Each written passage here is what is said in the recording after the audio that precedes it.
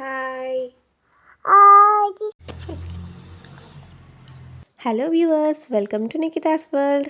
ఇవాళ మనం గోంగూర పువ్వు పచ్చడి ప్రిపేర్ చేసుకుందాం.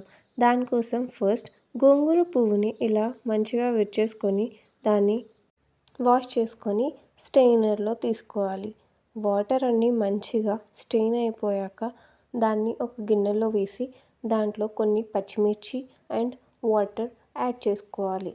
యాడ్ చేసుకున్నాక స్టవ్ ఆన్ చేసి ఆ గిన్నె స్టవ్ మీద పెట్టేసి లిడ్ క్లోజ్ చేసి దాన్ని ఉడకబెట్టుకోవాలి.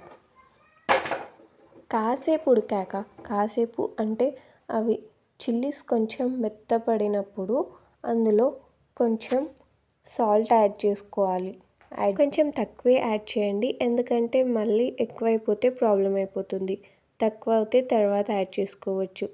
దాన్ని మంచిగా మిక్స్ చేసుకొని క్లోజ్ చేసేసి ఒక 5 minutes అలా ఉడకనిచ్చి మంచిగా మెత్తగా ఉడికాక దాన్ని మనం స్టెయిన్ చేసుకోవాలి. దాంట్లో ఉన్న వాటర్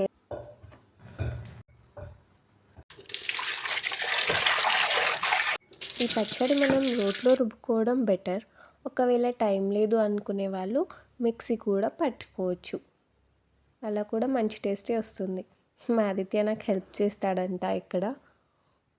హాయ్ చెప్పు నాన్న. హాయ్. హలో. హలో ఇప్పుడు అందులో సాల్ట్ కరెక్ట్గా ఉందో లేదో టేస్ట్ చేసుకొని, ఒకవేళ లేకపోతే కొంచెం సాల్ట్ యాడ్ చేసుకొని మిక్స్ చేసుకోండి. ఇప్పుడు దాన్ని ఒక బౌల్లో సర్వ్ చేసుకుంటే మన గోంగూర పువ్వు పచ్చడి రెడీ అయిపోతుంది. ఈ రెసిపీ మీకు నచ్చినట్టయితే కామెంట్ చేయండి.